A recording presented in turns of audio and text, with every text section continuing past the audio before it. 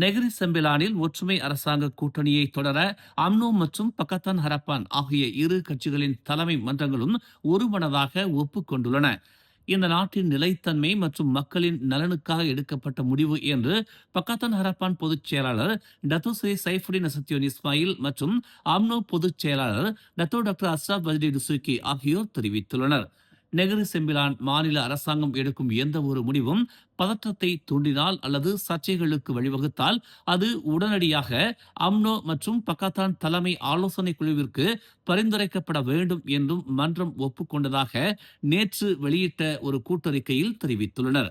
அதே அறிக்கையில் நெகிரி செம்பிலானில் நடக்கும் நிகழ்வுகள் தொடர்பாக இரு அரசியல் குழுக்களும் எடுத்துள்ள நிலைப்பாட்டையும் மன்றம் மதிப்பதாக அவர்கள் தெரிவித்தனர். மன்ற கூட்டம் பக்கத்தான் தலைவரும் PKR தலைவருமான டத்தோஸ்ரீ அன்வார் இப்ராஹிம் மற்றும் அம்னோ தலைவரும் பரிசாந்த் தலைவருமான டத்தோஸ்ரீ டாக்டர் அமாட் ஜாகித் ரமேடி ஆகியோரால் கூட்டாக தலைமை தாங்கப்பட்டது. மலேசிய லஞ்ச ஊழல் தடுப்பு ஆணையத்தின் தலைமை ஆணையர் பதவியில் இருந்து தாம் விரைவில் ஓய்வு பெறுவது தம் வாழ்வில் ஒரு புதிய தொடக்கமாக அமையும் என்று அசாம்பாக்கி தெரிவித்துள்ளார். அரசு ஓய்வூதியதாரர்கள் நாட்டிற்கு தொடர்ந்து சேவை செய்யக்கூடிய ஒரு முக்கிய சொத்து என்றும் தனது தனிப்பட்ட பாரம்பரியம் தனக்கு முன்னுரிமை அல்ல என்றும் அவர் கூறினார். அரசு ஓய்வூதியதாரர்கள் அரசு பணியிலிருந்து ஓய்வு பெற்ற பின்னரும் அவர்களின் பங்களிப்புகளுக்காக பொதுவாக நினைவு கூறப்படுகிறார்கள் என்றும் மலேசிய லஞ்ச ஊழல் தடுப்பு ஆணையத்தில் உள்ள சக மூத்த அதிகாரிகள் ஓய்வை ஒரு புதிய மற்றும் அர்த்தமுள்ள வாழ்வின் தொடக்கமாக கருத வேண்டும் என்றும் அவர் வலியுறுத்தினார். மலேசிய லஞ்ச ஊழல் தடுப்பு ஆணையத்தின் பணியாளர்கள் மற்றும் முன்னாள் அதிகாரிகளின் பங்களிப்புகளை அங்கீகரித்து பாராட்டுவதற்காக ஸ்லாங்கூரில் உள்ள பாங்கியில் நடைபெற்ற ஒரு நிகழ்வில் அவர் இதனை தெரிவித்தார். கோலாலம்பூர் கப்போங்கில் உள்ள ஒரு அடுக்குமாடி குடியிருப்பில் 30 வயதுடைய ஒரு உள்ளூர் பெண் நேற்று சடலமாக கண்டெடுக்கப்பட்டார். ஸ்லாயாங் மருத்துவமனை மருத்துவ பணியாளர்களால் அந்த பெண் சம்பவ இடத்திலேயே சுய நினைவின்றி கண்டெடுக்கப்பட்டு இறந்து விட்டதாக அறிவிக்கப்பட்டதாக கோம்பாக் காவல்துறை தலைவர் நூர் அரீஃபின் நசீர் தெரிவித்தார். முதற்கட்ட சோதனையில் வெளிப்படையான காயங்களோ அல்லது போராட்டத்திற்கான அறிகுறிகளோ எதுவும் கண்டறியப்படவில்லை என்று அவர் கூறினார்.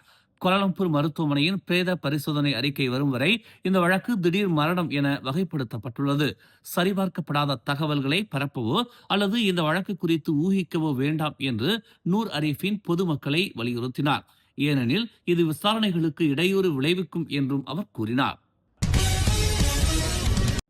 நேற்று பிற்பகல் கோபேங்கிற்கு அருகில் வடக்கு தெற்கு விரைவு சாலையின் தெற்கு நோக்கிய பாதை கிலோமீட்டர் 295.5 நிகழ்ந்த விபத்தில் ஒருவர் ஓட்டிச் சென்ற கார் சறுக்கி சென்று தடுப்பு வேலியில் மோதியதில் அவர் உயிரிழந்தார். பாதிக்கப்பட்டவர் வாகனத்திற்குள் சிக்கிக் கொண்டதாகவும் மீட்பு பணியாளர்கள் ஹைட்ராலிக் உபகரணங்களை பயன்படுத்தி அவரை வெளியே எடுத்ததாகவும் தெரிவிக்கப்பட்டுள்ளது. 37 வயதான அந்த நபர் சம்பவ இடத்திலேயே சுகாதார அமைச்சு பணியாளர்களால் உயிரிழந்ததாக அறிவிக்கப்பட்டார். பாதிக்கப்பட்டவரின் மனைவி 2 மகள்கள் மற்றும் ஒரு மருமகள் ஆகியோர் காயமடைந்து மருத்துவமனைக்கு கொண்டு செல்லப்பட்டதாக தெரிவிக்கப்பட்டுள்ளது. மேலதிக நடவடிக்கைக்காக சடலம் காவல்துறையிடம் ஒப்படைக்கப்பட்டது. ஜோகூர் பாரிட் சூலோங்கிற்கு அருகில் உள்ள SK ஸ்ரீ மைமோன் பள்ளியின் நுழைவாயிலில் நேற்று மதியம் ஒரு வேன் மோதியதில் 2ஆம் வகுப்பு மாணவி ஒருவர் உயிரிழந்தார். 8 வயதான நூர் ஐனி உமைரா ஃபரீஸ் என்ற அந்த மாணவி மதியம் சுமார் 12:40 மணி அளவில் பள்ளியை விட்டு வெளியேறி கொண்டிருந்த போது வேன் மோதியதாக தெரிவிக்கப்பட்டுள்ளது. சம்பவ இடத்திலேயே மருத்துவ அதிகாரிகள் அவரது மரணத்தை உறுதி செய்தனர். சில பொருட்கள் விநியோகத்திற்கு பிறகு பள்ளி வளாகத்தை விட்டு வெளியேறி நுழைவாயிலில் இருந்து வெளியே வரும்போது அந்த வேன் சிறுமி மீது மோதியதாக கூறப்படுகிறது. தங்கள் குழந்தைகளை அழைத்துச் செல்ல அங்கு வந்திருந்த பல பெற்றோர்கள் இச்சம்பவத்தை கண்டு அதிர்ச்சியில் உறைந்தனர். சிறுமியின் உடல் பிரேத பரிசோதனைக்காக சுல்தானா நோரா இஸ்மாயில் மருத்துவமனைக்கு அனுப்பப்பட்டுள்ளது. அதே நேரத்தில் பத்து பகாட் காவல் நிலைய தலைவர் ஷாருல் அன்வார் முஷாதாத் அப்துல்லா சானி இது குறித்து விசாரணை தொடங்கப்பட்டுள்ளதாக உறுதிப்படுத்தினார். தமிழ் சினிமாவின் பிரபல தயாரிப்பாளரும் நடிகர் ஜீவா, ஜித்தன் ரமேஷ் ஆகியோரின் தந்தையுமான super good films RB Choudhary ராஜஸ்தானில் நடந்த சாலை விபத்தில் மரணம் அடைந்தார். ராஜஸ்தானை பூர்வீகமாக கொண்ட RB சௌத்ரி தனது சூப்பர் குட் பிலிம்ஸ் மூலம் தமிழ், தெலுங்கு, மலையாளம், ஹிந்தி உள்ளிட்ட 90க்கும் அதிகமான படங்களை தயாரித்துள்ளார். தமிழில் இவர் தயாரித்த முதல் படம் புது வசந்தம். தற்போது விஷால் நடிப்பில் 99வது படமாக மகுடம் படத்தை தயாரிக்கின்றனர். விரைவில் இவர்களது தயாரிப்பில் 100வது படமும் உருவாக உள்ளது. இந்நிலையில் ராஜஸ்தான் மாநிலம் ஜோத்பூருக்கு ஒரு திருமணத்திற்காக சென்ற சௌத்ரி அங்கு எதிர்பாரா விதமாக நடந்த சாலை விபத்தில் படுகாயம் அடைந்த நிலையில் சம்பவ இடத்திலேயே அவர் உயிரிழந்ததாக தெரிவிக்கப்பட்டுள்ளது.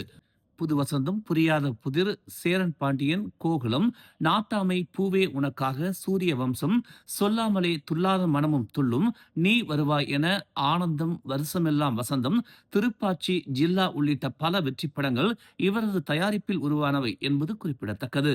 நிறைய புதுமுகங்களுக்கும் வாய்ப்புகள் அளித்துள்ளார். இதனை அடுத்து சூப்பர் ஸ்டார் ரஜினிகாந்த், சிரஞ்சீவி, பவன் கல்யாண் உள்ளிட்ட திரை பிரபலங்கள் மற்றும் பிரமுகர்கள் அவரின் மறைவுக்கு இரங்கல் தெரிவித்து வருகின்றனர். மேலும் செய்திகளை தெரிந்து கொள்ள தமிழ் மலர் இணையதளம், தமிழ் மலர் செயலி மற்றும் மலர் டிவி யூடியூப் சேனலை வலம் வாருங்கள். எங்களோடு இணைந்திருக்க மலர் டிவியை பதிவு செய்து கொள்ளுங்கள். உறவுகள் மகிழ்ந்திட விருப்பம் மற்றும் பகிர்வு சேவையை சொடுக்கிடுங்கள்.